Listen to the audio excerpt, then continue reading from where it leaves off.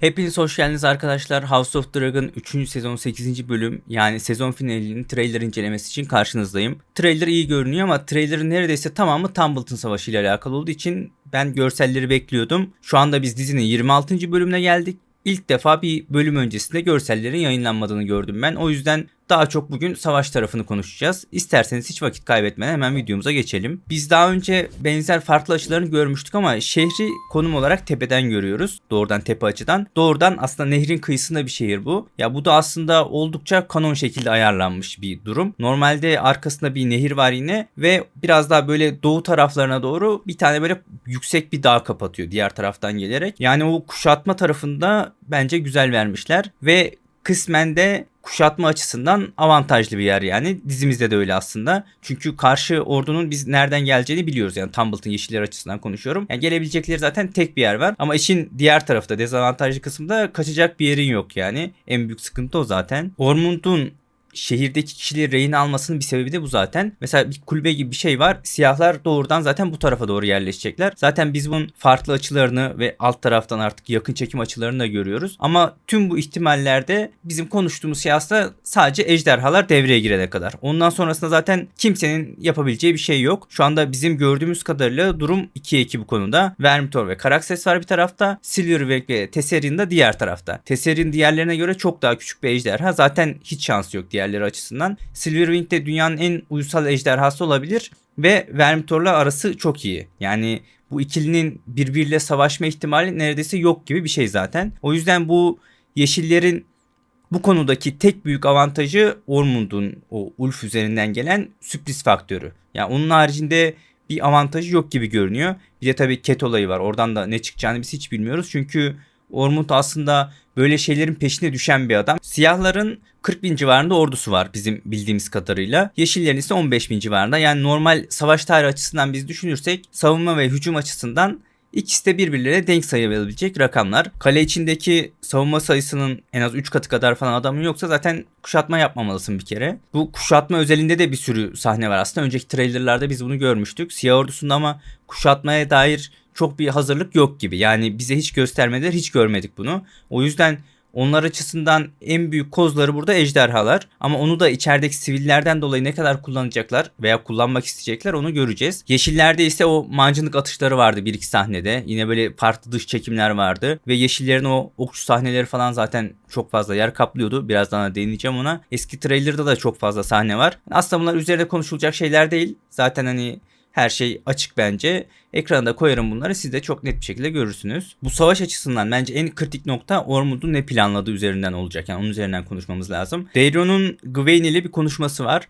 Ormond'un kendisinden ve kendilerinden bir şey sakladığını düşünüyor. Yani bana bile söylemiyor diyor. Jon Roxton'da bir şeyler planlıyor diyor. Ve artık onun o masaya yumruğunu vurması gereken yerler olacaktır bu bölümde. Ve ben bunun başarıyla altından kalkabilecek bir karakter olduğunu ve o karakterin artık gerçek yönünü bize göstermeleri gerektiğini düşünüyorum. Ormond'un planına ya da planlarından birine gelirsek de bu konuda bir tahminim var aslında. Trailer'da benim en dikkatimi çeken şey şu surların etrafında yakılan böyle bir ateş gibi bir şey var. Yani yeni yakılıyor gibi yeni yayılmaya başladığını görüyoruz biz. Surun üst taraflarında küçük küçük çatışmalar var zaten belli oluyor gibi ve surların tam önünde biz o yuvarlak kalkanları falan görüyoruz. Çok açık bir şekilde bunlar Starklar. Çünkü biz bu oval kalkanları sadece onlarda gördük. Bu arada yuvarlak kalkan seçimi de çok hoşuma gitti benim. Starklar için özellikle kışkırtlar için gerçekten mükemmel bir seçim olmuş. Çünkü böyle daha çok yakın dövüşe uygun, böyle daha mobil, daha agresif. Böyle bu tarz ırkların kullandığı, bu tarz kültürlerin kullandığı bir tür aslında bu kalkan türü. Starklar özelinde yine tartışılır bu mevzu ama kış kurtları açısından o savaşçı topluluk sıfatına gerçekten de iyi uyuyor.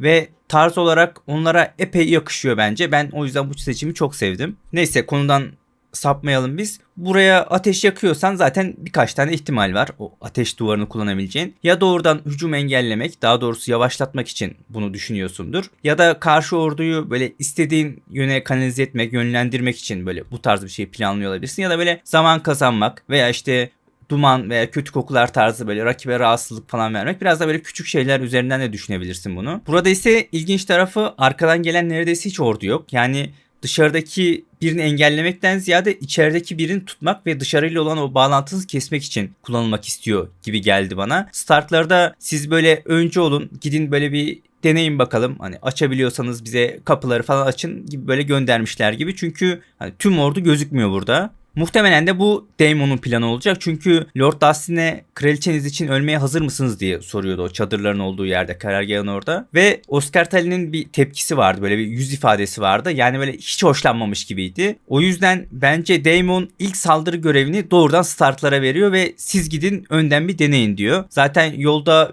bir sürü ölü falan görüyoruz biz ki yine benzer sahneleri özellikle Stark'ların o savaşa giderken koşarkenki sahnelerini biz görmüştük önceki trailerlarda. Aynı şekilde yeşillerin o ok atışlarına dair de çok fazla şey gördük. O yüzden burada parçalar birleşiyor gibi görünüyor. İşte bu ateş duvarı da doğrudan bunun sonucuna gelmiş bir plan olabilir. Ama diğer yandan da bu Stark'ların planına Karaxes de bir şekilde dahilmiş gibi görünüyor. Çünkü Lord Tully falan dururken biz o Karaxes'in ilerlediğini, havadan uçarak gittiğini görüyoruz. Belki de yardıma gitti, destek oldu. Muhtemelen öyle bir şey çıkacaktır zaten. Hatta bu çekimlerin yine birkaç farklı açısı vardı trailerlarda. Ormond ise buranın kaybedeceğini düşünmüş ya da bilerek feda etmiş olabilir ya da bir noktadan sonra vazgeçmiş olabilir. Yani Stark'lar içeri girdiğinde ateş yakarlar ve dışarı çıkmasını engellerler. Hatta bir üstü doğrudan bu tuzak olabilir ve içerideyken üzerlerine Tesserion ya da Silverwing'i falan salabilirler. Tabi Silverwing gibi bir kozu bu şekilde kullanmak istemezdim ben açıkçası. Tesserion'u da karşısında Karaxes varken böyle bir plana dahil etmek isterler mi? Yani dışarı çıkartırlar mı? Ondan da emin değilim. Yani Ormond da bunu istemez muhtemelen. O yüzden ne çıkacak açıkçası ben de merakla bekliyorum. Ama muhtemelen Stark'lar bir şekilde içeri girmeyi başaracak zaten. Bu bence açık ve burada Jon Roxton ve Kış Kurtlarından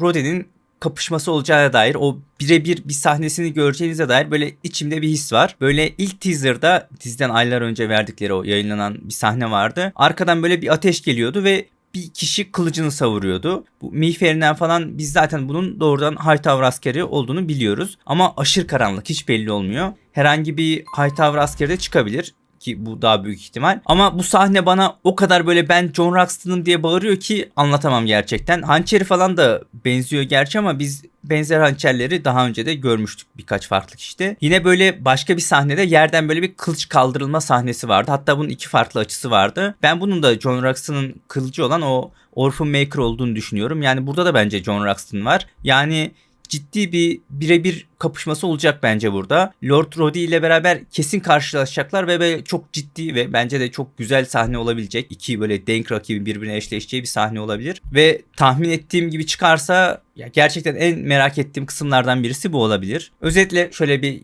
toparlayacak olursak kuşatma için ordu ve araç gereç o kuşatma silahları falan olmadığı için bu siyahların doğrudan o surları aşmakta bunlar çok zorlanırlar. Sivillerden dolayı da ejderhaları doğrudan oyuna dahil etmek istemezler ve buna çözüm olarak kış kurtlarını öne sürerler ve kış kurtları gidip kapıyı falan açmaya çalışır. Muhtemelen bu arada da işte Jon Roxton ve o Lord Roddy'nin karşılaşmasına görürüz. Benim trailer'a baktığımda aslında aklımda ilk oluşan senaryo bu. Diğer yandan ise trailer'da Vermithor veya Silverwing'e dair bir şey görmüyoruz. Sadece böyle ordu üzerinden böyle ordu yerleşirken Vermithor'un bir sahnesi var. Tesserion da ilk başta plana dahil değil gibi duruyor. Çünkü Darion'un da o Gwen ile konuştuğu sahnede aynı zamanda dışarıda ordunun hareketini izliyor orada Darion. Yine Daemon doğrudan şehre indiği bir kısımlar var. Zaten her taraf falan böyle kanlı. İlk başta biz onun da Karaxes'in sırtında olduğunu biliyoruz ama ne gibi bir sebep onu ejderhanın sırtına indirmiş ben de merak ediyorum. Genelde savaş sonuna doğru falan yapıyor bunu. Lannister'larla kapışırken de görmüştük aslında biz. Yine benzer bir şeyler çıkabilir burada da. Ayrıca biz yine o dizi öncesi yayınlanan Final Trailer'da Hightower askerlerini görmüştük biz. Ölmüş Hightower askerlerini görmüştük daha doğrusu. Böyle üzerlerine bina kırıntıları falan böyle yıkık dökük parçalar falan düşmüştü. Ve her yer zaten isle falan kaplıydı. Ve böyle yanan askerlerin olduğu bir sahne vardı. Farklı bir sahnede. Arkadan böyle bir ateş vardı ve o Tumbleton'ın biz kendine has mimarisini görüyorduk. Daemon'un o ilk saldırısından olabilir bunlar. Ama sanki bazıları o savaşın sonundaymış gibi de hissettiriyor. O yüzden diğer ejderhalar üzerinden de bir şey çıkma ihtimali var bu sahnelerin. Savaş haricinde ise sadece birkaç tane sahne koymuşlar. Hızlı hızlı isterseniz onlara da şöyle bir göz atalım. Edim ile Ali'nin bir konuşması vardı Rhaenyra ile alakalı. Aegon'un o dönüşü üzerinden de bir konuşma. Görünen o ki Rhaenyra, Aegon ve Sunfire'ın döndüğünü öğrenince böyle iyice panikliyor ve gittikçe kafa yemeye başlıyor. Zaten hani artık yedi, daha ne kadar yiyebilir derseniz ama muhtemelen daha da beter olacak. Hatta Rhaenyra'nın doğrudan Bey'le yaptığı bir hareket var. Böyle yüzüne doğru yüzünü tutuyor. Bu da aşırı agresif ve gereksiz bir hareket. Herhalde Bey'le'nin o Sunfire üzerinden geçtiğimiz bölümlerde yanlış bilgi getirmişti. Muhtemelen onunla alakalı böyle hesap soruyor olabilir. Aegon'un dönüşü sonrası Yani verdiği bir tepki olabilir burada. Bir ihtimal Rhaenyra ile de alakalı farklı bir şey de çıkabilir tabii ki. Rhaenyra yine Helaena ile de benzer böyle bir sahne yaşıyor. Helaena ile böyle atışıyor gibi. Helaena belki de Rhaenyra'nın canını en acıtacak şeyi söylüyor. Onu böyle en hassas yerinden vuruyor. Babamız bu yaptığın için senden nefret eder diyor. Viserys üzerinden geçen bölüm muhabbetler olmuştu zaten. Helena'nın Viserys'i Rhaenyra'ya göre ne kadar daha doğru değerlendirdiğini biz görmüştük, tanık olmuştuk. Onun devamı mimelinde bir konuşma oluyor muhtemelen. Fakat Rhaenyra bu kadar böyle büyük ne yapacak, o kısmı merak ediyorum. Ama Rhaenyra'nın Viserys ve o sevme, kabullenme kısımları, yani kendini zaten sürekli sorguladığı için bu konuda aşırı hassas. Yani fazlasıyla etkilenecektir ve doğal olarak da bir tepki gösterecektir burada. Ali'nin önde ilerlediği, onun üzerinden bir cenaze görüyoruz. Bunu geçmiş trailerlarda konuşmuştuk aslında. Ali'nin üzerinden bu gösteriliyorlarsa tabii ki Corlys veya Adam'dan başka bir ihtimal bunun açıkçası kesinlikle yok. O yüzden hani bana fikrimi soruyorsanız ben biraz daha Corlys tarafındayım. Harry'nin oğlu tarafında ise Aemond iyileşmiş, zaten ayaklanmış ki geçen bölüm aslında bunun bu şekilde gösterileceği biraz belliydi ve Aemond'un da o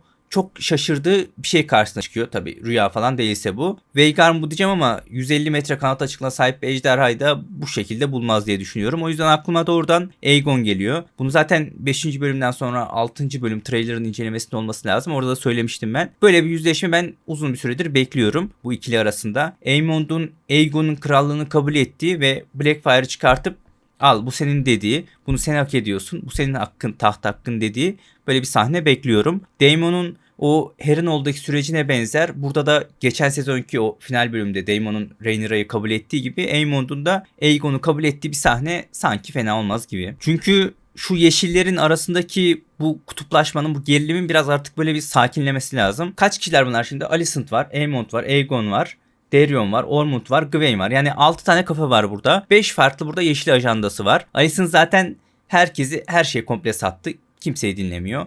Aegon tamamen bağımsız. Kimseyle bir bağı kalmadı ve yeniden bir şekilde kendine gelmeye çalışıyor. Aemond yine herkesten aykırı bir tip zaten. Ormond yine, o da kimseyi dinlemiyor. Tamamen şahsi bir karakter, bireysel bir karakter. Yani kafasına eseni ve kendi üzerinden yapan bir karakter. Gwaine ve Darion'un da diğerleriyle hiçbir bağı yok an itibariyle. Yani şu yeşillerin bu kadar ayrışmaması gerekiyor. İhtimali düşük ama bu tarz bir sahne gelirse ben iyi olur diye düşünüyorum. Bunun haricinde ise sıntılar var.